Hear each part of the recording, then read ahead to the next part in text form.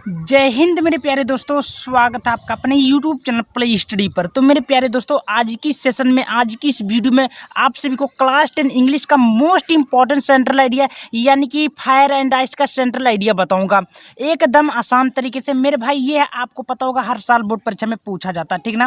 ये class 10 English का काफ़ी ज़्यादा इंपॉर्टेंट सेंट्रल आइडिया है, यानी कि देखा जाए तो फायर एंड आइस का, ठीक ना। और आज की इस वीडियो में आप सभी को फायर एंड आइस का सेंट्रल आइडिया मात्र 2 मिनट में बताऊंगा, ठीक ना। और जैसे जैसे बताऊंगा वैसे अगर आप लोग बोर्ड एग्जाम में लिख के आते हो मेरे भाई, तो मैं गारंटी लेता हूँ टीचर आपको पूरे का पूरा नंबर देगा, एक भी टीचर नंबर काटेगा नहीं। मात्र 2 मिनट में आपको सिखाऊंगा सेंट्रल आइडिया, कोई भी सेंट्रल आइडिया लिखने का तरीका एकदम, वो भी ट्रिक के माध्यम से, ठीक ना। बस आप लोग इस वीडियो को पूरा देखना। वीडियो पसंद आए वीडियो को लाइक करना, चैनल पर नए चैनल को सब्सक्राइब कर लीजिएगा, ठीक ना। तो यहाँ पर मेरे भाई आपको मैं A to Z पूरा जानकारी देंगे। देखिए, सबसे पहले ये आपका बोर्ड का पेपर है, ठीक है। ध्यानपूर्वक देखेंगे मेरे भाई, ऑल टू ऑल जानकारी इस वीडियो में मिलेगा आपको। तो सबसे पहले यहाँ पर देखिए 2026 का पेपर है, क्लास 10 इंग्लिश का पेपर है। इस प्रकार आपको बोर्ड एग्जाम में गए पेपर देने, सेंट्रल आइडिया कापी में पेपर मिला। अब आप लोग ध्यान से देखिए, मैं इस पेपर के माध्यम से आप सभी को किस प्रकार पूछता है और किस प्रकार आपको कापी में लिखना, ऑल टू ऑल जानकारी देने वाले, ठीक ना। तो मेरे भाई यहाँ आपके सामने, यहाँ पर ध्यान से पूर्वक आप लोग ध्यान से देख ही सकते हो कि हाँ, ये 8वां नंबर क्वेश्चन, 8वां नंबर को थोड़ा ध्यानपूर्वक देखिए मेरे भाई क्या बोला। मैं एक बार थोड़ा रिवीजन आगे दिखा देता हूँ आपको। 8वां नंबर क्वेश्चन आपके सामने बोल रहा है कि right this central idea of any one of the following poem in the 40 से 50 शब्द। यानी कि जो सेंट्रल आइडिया लिखना 40 से 50 शब्दों के बीच में लिखना होता है। कहाँ बोला? फायर एंड आइस का। देखिए सेंट्रल आइडिया बोला है, आपके सामने बोला फायर एंड आइस। अब इसको आपको कैसे कॉपी में लिखना होगा? आसान तरीके से, कि आपको ट्रिक के माध्यम से, मान लीजिए याद भी नहीं हो रहा तो कैसे करना भाई, आल टू आल जानकारी देंगे, बस वीडियो पर बने रहेगा। और वीडियो पसंद आते हैं तो वीडियो को लाइक जरूर करना, ठीक ना। चलिए स्टार्ट करते हैं।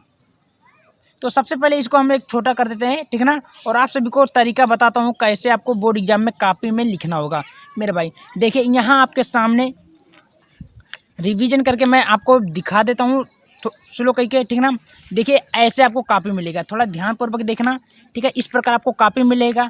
अब आपका जो क्वेश्चन है, सबसे पहले आपको काले पेन से या हेडिंग से डालिएगा आंसर नंबर। जय मान लीजिए यहाँ जैसे मेरे में 8वां है तो आप लोग 8वां लिखिएगा, अगर 7वां तो 7वां लिखिएगा, 10वां तो 10वां लिखिएगा। यहाँ पर कोई दिक्कत नहीं होगा। ये हो गया। इसको उसके बाद में आपको सजा देनी है। अब उसके बाद में यहाँ पर हेडिंग डालना fire and ice central idea. कोई दिक्कत नहीं, बेहतरीन तरीके से लिखे भाई, तब भी आपको नंबरों मिली। जान जाओ, इतना याद रखो, बेहतरीन तरीके से जितना लिखोगे उतना ही आपका ही प्रॉफिट रहेगा, उतना ही आपका बढ़िया रहेगा। अब आपको करना क्या है? कुछ करना ही है इसमें, सीधे सीधे आपको अब हेडिंग डालना हो सेंट्रल आइडिया, काले पेन से डालना हो सेंट्रल आइडिया। देखिए कैसे लिखना होगा, द पोयम। ध्यानपूर्वक जैसे जैसे बताऊंगा, देखिए कितना छोटा है तरीका, देखिए कितना छोटा है। अब इसमें आपको पूरा का पूरा 4 नंबर अचीव करना। कैसे अचीव करना, चलिए आपको बताता हूँ भाई। काले नीले पेन से डालिए द पोयम, कोई दिक्कत नहीं। फिर काले पेन से आपको लिखना होगा फायर एंड आइस। इसको पता चले देखने में, मतलब आपको पता, जब एग्जाम में काफ़ी चेक करें ना, तो इससे पता चल जाए कि आपने क्या लिखा, मतलब किसके बारे में लिखा। तो सबको पता चल रहा है भाई, fire and ice central idea. Fire and ice हो गया होगा। इज माने होता है। कंपोज माने होता है लिखा गया है, रचित है, ठीक है। बाय माने द्वारा, रॉबर्ट फ्रॉस्ट। यानी कि जो फायर एंड आइस कविता है, पाठ है, ये किसके द्वारा लिखा गया है भाई? रॉबर्ट फ्रॉस्ट के राइटर द्वारा लिखा गया है। राइटर चाहे बोलो चाहे कंपोज बोलो, बात एक ही पड़ेगा, ठीक है। रॉबर्ट फ्रॉस्ट, ठीक है। इन दिस पोएम, इन माने में दिस, यानी कि यह इस कविता में बोला जाए, इस कविता में देखा जाए या बोला जाए। Poem the poet prediction, I mean prediction मतलब होता है भविष्यवाणी करता है, about the end of the world.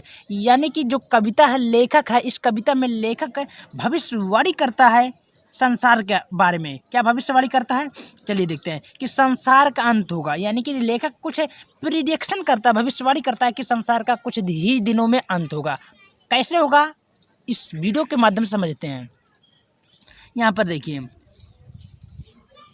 And of word, some people, some माने होता कुछ, पीपुल माने लोग, कुछ लोग कहते हैं, से सम पीपुल से माने कहना, कुछ लोग कहते हैं that view world will be and in ice. यानी कुछ लोग कहते हैं कि जो संसार का अंत होगा, आइस माने किससे होगा? बर्फ का। According to the poet, poet के अनुसार the world perish by fire.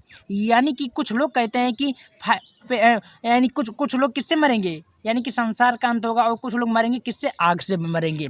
अब देखिए इसमें ये बात निकलता है, ध्यान से देखिएगा, देन बाय आइस, और आग और बर्फ़ से मरेंगे, क्योंकि द आइस हेट्रेड, यानी कि जो बर्फ़ है उसका जो घृणात्मक शब्द है क्या, घृणा, आइस का जो इच्छा है क्या, घृणा, यानी कि हेट्रेड है, यानी कि घृणात्मक है। And by fire of desire, यानी कि आग का जो पर्यायवाची शब्द क्या है, डिजायर, यानी कि इच्छा है। तो bring complete the fire of desire two of this world, यानी कि कहने का मतलब है कि यह संसार का जो अंत होगा ये दोनों से होगा, ठीक है। कोई लोग कहता है, कभी कहता है कि, कोई कहता है कि मतलब संसार का अंत फायर से होगा, यानी कि आग से होगा, और कोई कहता है कि संसार का अंत किससे होगा, आग से होगा। क्योंकि आपको पता होगा आइस का जो हेट्रेड होता है ये होता है फायर, एंड डिजायर का होता है क्या, फायर का होता है डिजायर, और ये ठीक ना। तो इस प्रकार आप लोग सेंट्रल आइडिया आराम से शब्दों में लिख सकते हो। देखिए कितना बेहतरीन तरीके से लिखा गया। इस प्रकार लिखना है तो पूरा नंबर जरूर पाओगे, एक भी नंबर कटने वाला नहीं है। ये हेडिंग आपको इस प्रकार लिखना होगा, बना बना कर, ठीक ना। देखिए कितना सुंदर सुंदर लिखा गया, ठीक ना। और वीडियो पसंद आती है तो वीडियो को ज़्यादा से ज़्यादा शेयर करें। धन्यवाद।